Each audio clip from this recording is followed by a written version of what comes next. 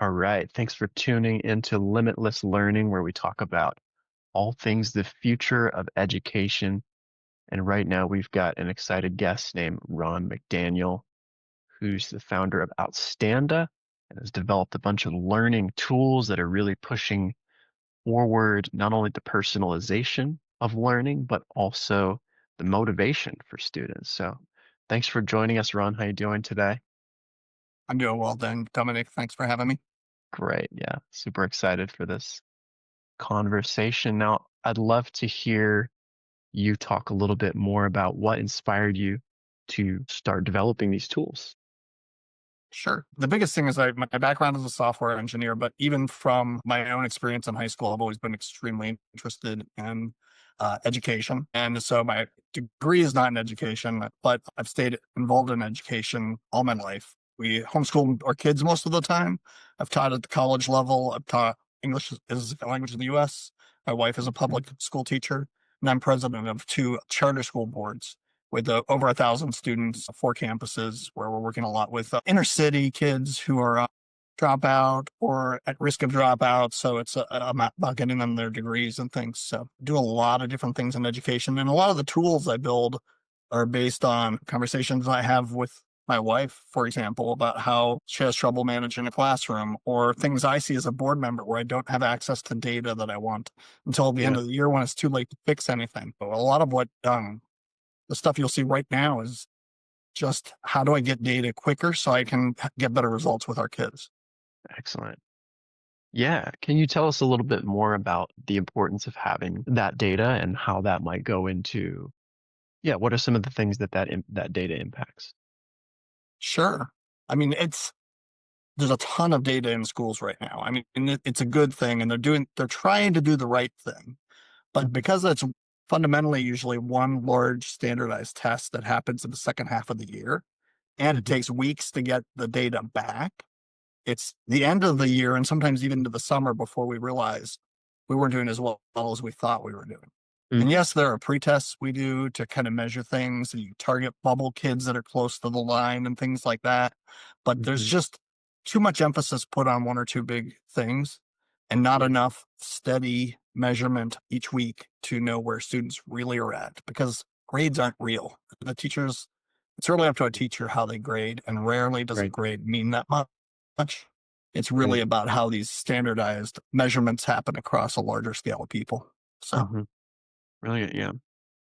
Yeah, and I think there is in general a realization that this standardization of education is sometimes overlooks a lot of the unique ways that children learn and a lot of the unique skills that they have. So sounds like you've developed something that gives a lot more of that real-time data in learning and utilizes it too. Yeah, can yeah. you tell us a little bit more about how that works? But it began with literacy in particular because when AI came out, I program with AI quite a bit. I realized you could actually measure native literacy in a way that would be unbiased and just Mm, look at their actual level, not what the school says they are, not what the state says they are, but based on a scale that is universal. So we actually have it in Spanish and English. And one of the issues is teachers won't implement new technology in the classroom typically because they constantly get new stuff thrown at them. So yeah, hard to go in and say, let's change something. So because of AI, I developed a way that the kids can do something in 2 minutes once a week at the right. beginning of class. They'll work. Doesn't change anything the teacher does. And that teacher has week to week growth on their literacy. And then we added critical thinking, and we've added math now up through ninth grade or up to ninth grade to make sure they have mastered these topics and to see their real native literacy ability. And it kind of terrifies a lot of the people in education because Yeah, it's a level of accountability I don't think they've had before. They've just right. Yeah. kind of gamed the system to pass the test. And now we're looking at children's growth week to week all year long. And we're sharing that live with the parents every time it happens. Parents can go on and see the new data. Teachers can see the new data. Superintendents, board presidents, board members can see the data. So Mhm. now as a board member, I can see which classrooms are actually falling behind week to week. And I Mm, can take action much earlier in the year to make sure that we're doing the best we can for our students. yeah, that's incredible. Yeah, so in one way, it seems like it's really raising the stakes for, well, I don't want to say raising the stakes for teachers, but it's raising the bar for the quality of education, right? And so it seems like a lot of teachers are open to using technology, more than half or so, and that it would be able to reduce certain areas of their workload, ideally. So how do you see these tools that you're using, enabling teachers to free up their time for more, to put their skills to use in a better way, more efficient way, perhaps? Sure. The core tools I just talked about right here don't save teachers so much as they will pinpoint which kids in their class need to maybe have refreshers earlier to fill gaps in their knowledge, those kinds of things. So it's going to let them customize a little bit more, which is actually probably more work for the teacher short term. But Mm, long term, you're going to get a much better average learning experience throughout the class. I agree with you, though. Teachers are embracing AI and different things as far as grading, doing tests, building yeah, quizzes, and all those things. We're not trying to do that. There's a lot of yeah, companies out there doing that. yeah. But what we do is just really measure, is everything you're doing working? And we do it in a way that doesn't disrupt the classroom. So support them using that stuff. We're not trying to do that for them, though. I know tons of people out there are, and I'm sure a bunch of people have been on the show that are doing that as well. Yeah, absolutely. Yeah. So, I think equity and having access for all different types of learners, students from different backgrounds, that's a very important problem that has been a challenge for many years, and now it seems like there's more solutions to target these challenges and really see some big changes. So I'm curious, you mentioned before we started recording some of the breakthroughs that have been happening. Maybe you want to speak a little bit more about multilingual education and how your tools are helping advance the learning of a variety of different students. Sure. And it's so fascinating and so fun. So we currently do native literacy testing for English and Spanish, and we can roll out another language in about a day to 2 days. Right now, we're just starting with those two because obviously English and then Spanish would be the next highest demand. But sometimes you'll have a non-English speaker who comes in who's new to the country. They're thrown into the classroom, and they don't seem very smart because they're challenged with learning English. So, they'll fall behind in everything. With our system, they can also measure the literacy in Spanish and see that the student is actually doing really well on a literacy level in their native language. So you just have to give them time to get caught back up. These measurements, with a 14 rubric that and AI does a lot of complex stuff, all different levels of how well did they understand the thing they did and how well did they write about it based on the prompt. And then their literacy is evenly evenly measured even across two different languages. So, for example, I have a college degree. I'm a high level English speaker, or English reader writer. I also speak Spanish. I lived in Mexico for a year, but not really well. I am a native equivalent of a 7-year old in Spanish. Sure. Yeah. I'm proud of that because Yeah. that's like Yeah. that's not Totally. nothing, right? Yeah. Like it's. But I'm not going to translate your business documents. I'm not going to defend you in a Sure. court of law. But Yeah. Yeah. but it's really cool to know that it works because I can actually say, okay, I'm this level in English and I'm this level in Spanish, but I'll take that because I'm not trying to get better, and I Hmm. speak it okay. It's just interesting and fun to know. But the interesting thing about sending stuff over to the AI side of things is you can strip it of anything that would give you any bias. Mm, So we don't send names, we don't send what grade they're in. We just send their work with right. the rubric and what level they were the last time they did it. And it measures Got it. whether they grew or not. It shows a trend line up or down, whether they're improving. Yeah. So you don't know if the kid is 4 levels behind. You don't Yeah. know Yeah. their race unless they use certain vernacular. Of course, you might be Hmm. able to guess, but AI doesn't care. It's not going to be like, aha, I caught you. That's Right. it's Yeah. it's very stripped of any bias. That's incredible. Yeah. It takes away that kind of emotional processing. That's certain. And also Very the much, the yeah. the the pre-concept of, oh, I know this kid and what they're like in day to day, instead of just Right. here's the actual performance and what do we need to focus on to like fill the Yeah. gap for them. That's incredible. And Yeah, when I taught years ago, and my wife also teaches them, and we just always talk about like as much as you know, you don't want to do it. I mean, when kids come in and they behave well and they're nice to you and stuff, it's like you're already grading on a curve for those kids because of their yeah, behavior and stuff. yeah, It's absolutely. just human nature. You know, you shouldn't do it, but you just do it anyway because it's like, no, they're so nice and they're trying really hard and they're respectful and you're just going to grade them a little bit easier. So what we do actually takes that out of the equation and Mm. really measures everybody on a very fair, even playing field each time they do it as if they're a brand new person. Well, when it comes to behavior, you also mentioned something which is exciting, which is a different way of motivating students. And maybe you can talk about how what you've seen as you've started to implement this financial incentive for kids and how you've seen that change the way they take to learning and go about it. Absolutely. I work with, I've worked in schools that have had a lot of challenges with behavior and things like that. And I'm a big fan. I don't know how to put this exactly. Capitalizing learning. So people should be paid for learning, not going into debt heavily for learning. So it makes Mhm. better human beings and we all benefit.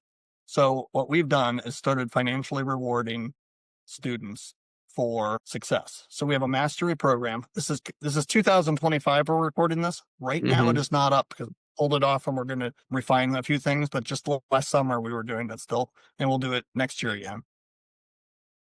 You financially reward the students for progress, demonstrating mastery for each piece that they have to master based on state um, programming. So a typical student can make about $500 in gift cards per year, and even more that's saved for educational expenses, like towards college scholarships or going on a trip that's clearly educational and approved in advance and things like that.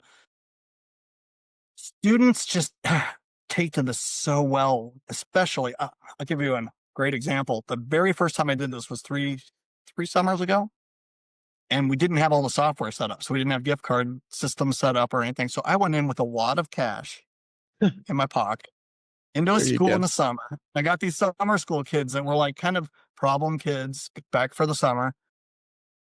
And the teacher said, or the principal said, you can do whatever you want. Well, I obviously within reason, but we had grant money to do it. And I said, okay, I'm going to teach them these things and we're going to pay them if they pass the tests and show that they studied in between classes and stuff. So the first week they were really rowdy. And the rule was I wasn't going to tell them to behave. I wasn't going to tell them they had to come. They could do whatever they wanted, but I would pay them if they did the work. Mm. So the first week it was a madhouse. They were like having fun. They were joking around. And then the beginning of the second week, two kids took it a little more seriously. And when they passed the test, I just started counting money in front of the rest of the class to those kids. Everything Everyone. changed from that Yeah. day on. Yeah. Yeah. Everything. You were there early. They were mad when I would come in just when I was supposed to start because they wanted to start early. And they were trying to maximize their ability to earn within that time. And we have a system where you can't really cheat and you can only try once a day. You have Mm. to study because you're not going to sit there and just try to guess your way through the test 15 times. Right. Once you only get one chance per day. And so it made it very high stakes for them because they had a limited period of time where they could earn up to $100. And almost all of them earned it. And one girl told me, I don't read, I don't write, I don't watch videos. Just show me the test and I'll guess. I'm like, there it is. Have fun. By the third week, she made 60 of that $100. She just Oh, changed her cool. behavior completely. Yeah. That's incredible. I mean, it's just pure motivation for them, like Yeah. and the moment you take that out, it just completely changes their set basically, what they're approaching all this from. And this is a challenge that I think teachers have continued to struggle with for so long is how do you get the children genuinely motivated, right? Where Right. it's not for this, and some kids come in with more of an understanding of that intrinsically. And then other kids, they don't see the point until you, like you said, bring out that wad of cash and then all the kids see, okay, this is what, this is how it works. And I think that also just teaches them skills about how to go about their life and that it really is based on certain performance outputs, right? How you can achieve different things in life and have a Right. measurable reward. Yeah, so that's a brilliant. the intrinsic thing always comes up. And I know there's different research, but I've seen a lot of different things on people at work versus people in school. And it seems like 30% roughly of humans are like just wired to intrinsically want to do things. And the other Yeah. 70% will kind of do it, but they're not that excited about it. And then obviously at the bottom, there's some people that are like, you just got to pay me a lot of money to do this. But like, there is a group of people that will do it without money, but that's Yeah. not the majority. So we have to, if we want to educate everyone, we have to find ways to motivate nearly everyone. Right. Exactly. No, that's the key right there. And we want to educate everyone in a way that works for, Right. everyone. So we have to find a way to target what's going to motivate and bring out that worker and that learner and everyone. To shift gears just a little bit, it seems like we're also introducing tech tools in the learning environment. And as tech progresses and students get more used to this, that becomes a skill in itself is being literate in technology and being literate in AI tools. And so do you see an overlap between what you're doing and children becoming more used to using AI or just used to using tools that they might be Do exposed to in the future? we're Yeah. not really. I mean, obviously, we have a lot of workshops and stuff in our system also. So we have things for AI and technology and stuff. But Yeah. I think they have a core group of tech skills right at a pretty young age. Yeah. The weirdest thing I'm seeing is that they don't know how to type like full words because they use the shortened texting stuff and everything. And so when I talk to schools, they're like, our kids can't actually type English. They can only type like they would text. So can you Mm, make the grading with that? And I'm like, no, that's not what we're teaching them or trying to grade on. They have mm, to have real English. They can text any way they want. I don't care, but they have to be sure. able to do both. Like, I don't Exactly. want to grade their emojis. So it's fine.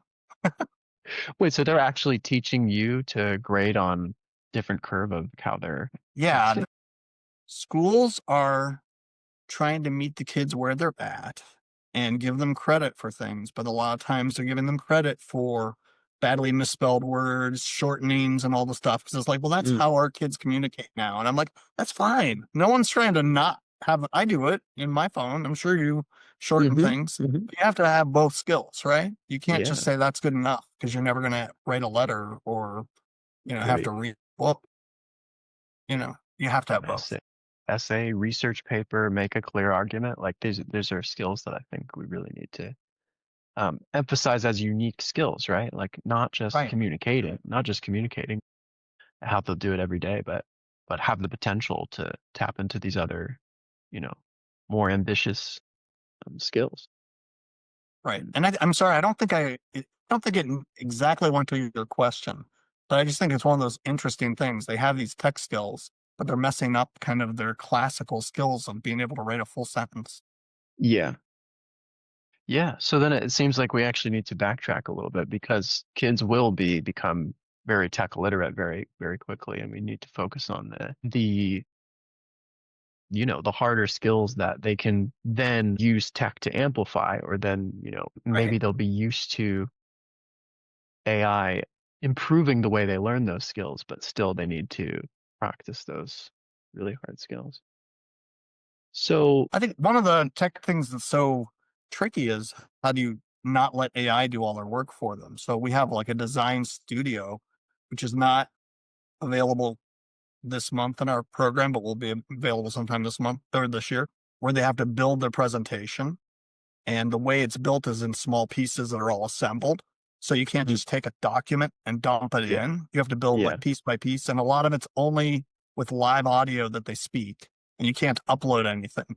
So they have yeah, to tell AI what they did and what they learned, and then include images that they took. And then it checks, obviously, if they look like actual images the student took and all that stuff. So taking away the idea of writing a paper and making them build these fairly complex um, presentations with live audio added to it is how we're going to get around the cheating, for example, with AI. yeah. That's definitely a concern, I think, for a lot of people, especially who are not in touch with the education system, is how are we going to, promote these hard Yeah. skills without kids just outsourcing everything, and adults too. We're seeing it a lot with adults I, just outsourcing a lot of their work. Yeah, go ahead. I was going to say funny outside. This has nothing to do with this conversation, but it is a education computer science. The teacher was really bad. He wasn't actually teaching the programming language. Yeah. So this was a couple of years ago before ChatGPT was out. So I just hired somebody overseas to Yeah. teach her and like check her code and just work with her as like a partner on the project to do Okay. that class because the teaching quality was so low that that was the only way she could get through it. And it was so weird that I basically outsourced her teaching and Gosh. mentoring to another person overseas. Yeah. Weird, right? Yeah, that is funny. Problem solving, but it worked for you, huh? It worked really well. She got a lot out of that class, but not because of the professor. That's wild. But hey, resourcefulness and problem solving, knowing what's going to actually solve the problem. Yeah. So we talked a little bit earlier about gamification. And what do you think? Because I know you have maybe an opinion about that. What do you think is the gap between gamification and maybe what you're talking about, which is the capitalization of learning? And what do you see as the Yeah. pros and cons? I think both are very valuable. Yeah. Yeah. No, I think they're both very valuable. I think gamification will take you so far. You know, when I said earlier there's 30%, now Yeah. maybe with gamification, there's 50, 60%. Okay. Yeah. With real money, there's nearly 100%. Yeah. So I think it is that we actually have a gamified uh, part of our system where they earn cards and build decks and Hmm. do all this stuff. And it's really fun. And it allows me to give them game currency for little things. And we only pay them real rewards that can be gift cards for the bigger stuff. So we use both techniques. Gamification is great for getting them to build habits, and by making it more of a digital deck where they collect cards, it's got a lot of customization, and there's an emotional connection they make with developing their own deck. I found out through research Yeah. and working with AI to design this, and the kids get really excited about collecting these big decks and reading about the lore. And we always tie in real facts versus a storyline fact with it and stuff. So I think there's a lot of value in it. I think both are valuable. Absolutely. That's, I don't want to bash gamification at all. I No, just don't think it's totally. by itself the solution. Sure. Yeah. Like you said, there's a different levels of engagement with both, and that bridges the gap for some kids, and one of them is a little bit more universal. But that's great because I mean everything in combination is going to improve the state of education, right? Using all these different tools and seeing how they all combine. One problem I think that exists is you probably know this, but just for your listeners, schools are required to teach at the grade level. So if you're in eighth grade, but you're actually only reading at first or second grade level, I can't help you with that. I'm required to teach you at eighth grade content. So that is a big, big problem. So kids get passed, even though they shouldn't be passed, and Mm-hmm. they keep getting worse and worse and worse. And I mentioned the schools I work with are dropout recovery schools, and they're 18, 19, and 20-year-olds that can barely read and write. And we're trying to help them get a high school diploma. And it's sad. It's so hard to help them once it's there. It has to happen earlier. Yeah. It's just frustrating that people are getting passed like that. So I think technology can help kids go back and fill in the gaps and then catch back up to their class level. I'm very excited about that aspect of it. Yeah. Yeah. I'd like to move forward with like a bit of a more specific direction and then maybe we can go broadly. But just speaking about the near future of education, how do you see personalization making a big impact in the coming years? Like just like in the way that you're talking about, like something that can actually measure the exact metrics that kids, you know, the exact level that kids are learning at and then help fill those gaps. How do you see that evolving over the next or even becoming more implemented over the next few years? Yeah, I think it's going to happen really fast. I think there's good products out there already that do a lot of this. The Hmm. biggest problem is how it fundamentally changes the classroom. So a teacher really can't still teach the old lecture style or even partially. I mean, it really becomes mastery based and project based learning. Yeah. That's just shown to be so much more successful. Trying to talk existing schools into moving that direction quickly is probably the biggest slowdown. I think the technology there is there right now to do it well, and it will keep getting better very Mhm. quickly. I met a guy Friday who is building a tutor, an AI tutor. He started out building it for his kids. And now he Mm, wants to market it. And I'm like, have you seen what Khan Academy's already doing? They're spending like millions of dollars on that. And he's like, yeah, yeah, maybe I shouldn't do that. Like lots of people are just custom building tutors for their kids, even to yeah. meet their needs. So like people that care, um, and get involved in their kids' education can just like throw together their own curriculum and fill gaps and do tutors, do tests and stuff, and just take school out of the equation more and more if the schools don't want to adapt and start meeting everybody's needs. Wow, yeah, that's something I didn't even think about is the actual parent involvement. That's really putting it into this technology is putting it into everybody's hands to, yeah, I'm sure you feel very passionately about that too, having homeschooled. So, Yeah. Oh my gosh, if I could have had these tools, oh, yeah, right. it's just crazy. We did it back when it was like we were buying books and going through them and stuff. Just getting Now books it's going just, over it. Yeah. Yeah, it makes it a lot more efficient and easy. And as education moves forward, just what are some other general predictions you think we might see in terms of tackling some of these problems we've had in education, long-standing ones? Are there any for other, sure. yeah, I think there's going to be teaching is kind of, I wouldn't say it's insulated from AI, but I think there's always going to be jobs for people who really care and are good teachers. Like, hmm I don't think we're going to need many teachers, but I think there's going to be always a place for people that are passionate about working for kids and helping them improve and things like that. So I think those numbers will come down and there'll be yeah, more emphasis on people who really are just so good at inspiring kids and helping them yeah, through problems, but still letting them figure it out themselves somewhat as well.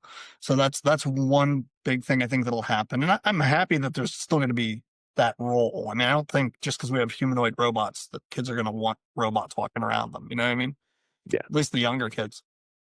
And then yeah, the whole monetization thing from our perspective is instead of thinking that learning is going to be a a stepping stone to a job, I would like learning to be the job because we want smarter, better yeah, people, better critical thinkers, people who can make yeah, good decisions in the future.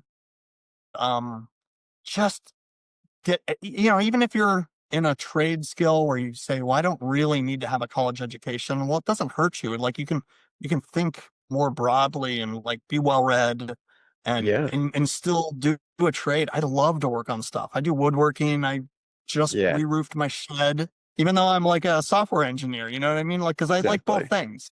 Yeah, They're not mutually exclusive. So I think building better rounded people and really absolutely. having learning be the goal, not the gateway to a job is a big change for the future.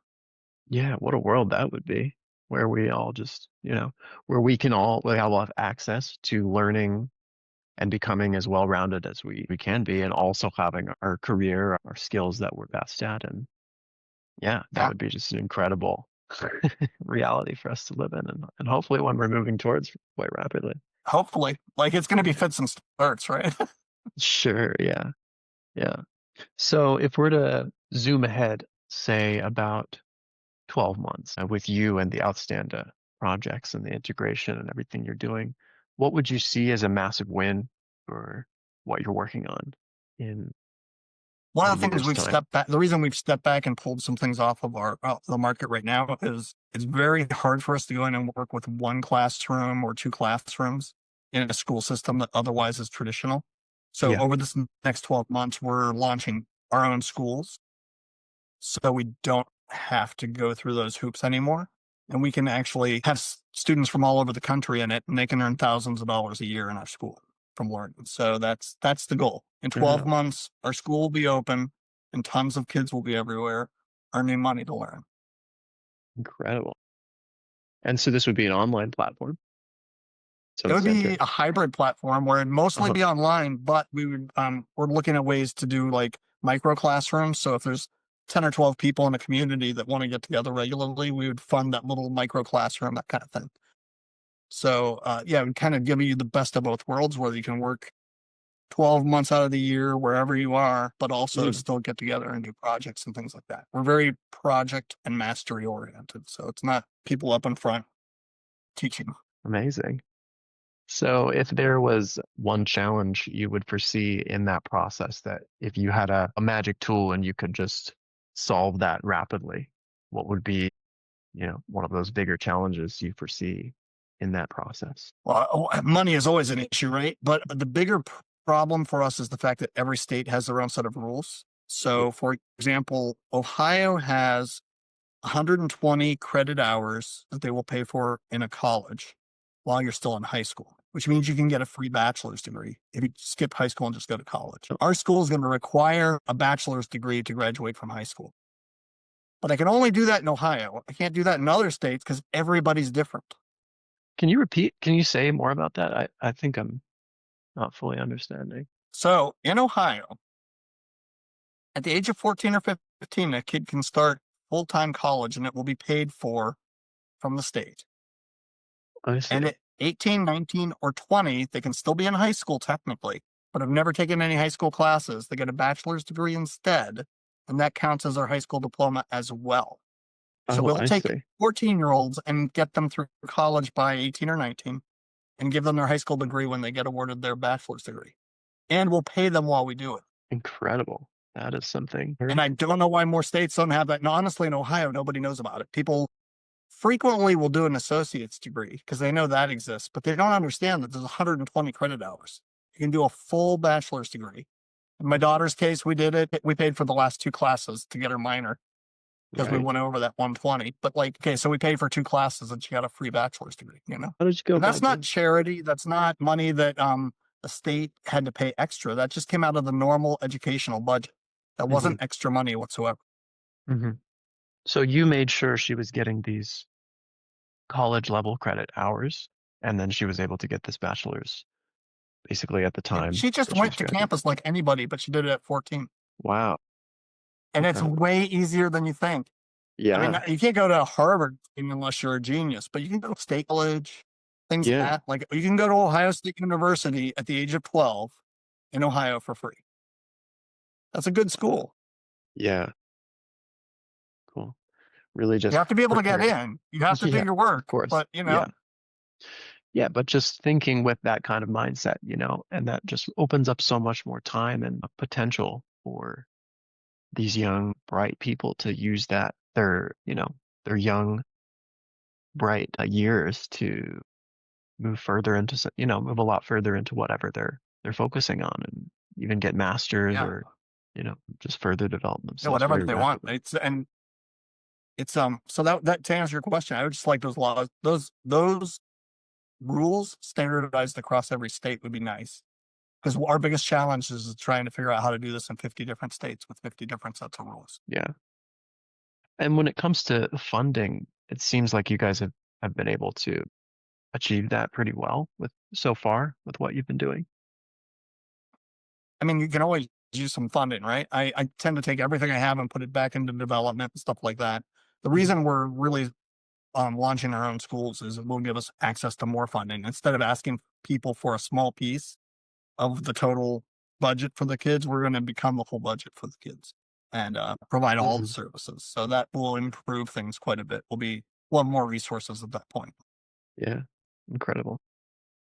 Wow. Well, so as you look forward with what you're aiming to achieve and develop, do you have any just closing thoughts for our listeners about how you see education changing and what maybe you recommend to people Well, I mean, listening? I'm always out preaching to parents that Yeah. you can use ChatGPT and just find out what your state rules are and what's Yeah. available, and don't just do it the normal way because tons of states have early college, Mm. and it's not just for naturally born geniuses. If your kid is average or better and has a good work ethic and is Mhm. decently mature, they can go to college early and maybe get 1 or 2 or 3 years out of the way. It doesn't have to be the whole thing. But Right. it's such an underutilized resource out there, and with ChatGPT or any AI and all the assets out there, there's no reason somebody can't just say, "I'm going to take this seriously. I'm going to teach myself what I need to know quicker. I'm going to sprint ahead, and I'm going to go to college early, and it's going to be, partially paid for under my normal education budget." And it's just such a bonus for the kids. And she was afraid. My daughter was kind of afraid when she was going at 14 because it's kind of scary, right? Yeah, But totally. once she was there, it took about a week, and she's like, oh yeah, no, this is no problem. That same first semester, she was tutoring kids 5 years older than her in math and stuff. Wow. And Yeah. again, just good work ethic. Like she knew the Hmm. stuff, but she wasn't like born naturally way ahead or anything like that. It was just Yeah. a good work ethic and a surprisingly a good resource people don't take advantage of. Yeah. That's great to know about. And you had just put in the time to prepare her for, you know, that kind of course. So you knew she was ready for that. Quite honestly, I remember the difference between high school and college not being that dramatic, like when I was a high school and college student. So I think there is a lot of time to save and a lot more energy that can be spent just on focusing on what you're naturally, want to pursue and what you're good at. So that's a great thought Absolutely. I think AP classes are far harder than most college classes. in many cases. Hmm. I'm confused when people are taking AP unless they think they're going Ivy League or something. Like, okay, just take the college classes. You don't have AP and hope you get credit. You can just take the college class. It's not Absolutely. that hard. Right. Yeah. Well, thanks for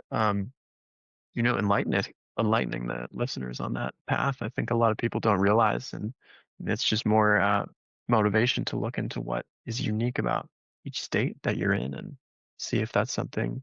And no matter what state you're in, I'm sure there's a way to save yourself some time, just even thinking about how that might apply to where you're at. So, I think there's 30 yeah. some states that offer some form of early college. So, like, a lot of them do, and even the ones that don't, there's special case sort of stuff. Or, like, in some cases, it might be worth moving depending on the situation and stuff. I mean, if you got a kid who can go bachelor's degree, why not move to a state where that can happen? Because you're still technically a high school student. Here's a crazy thing.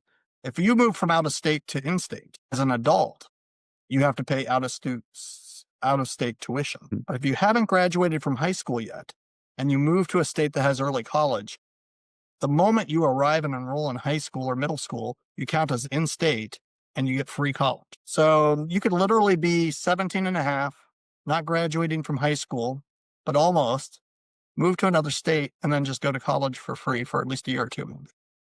Wow.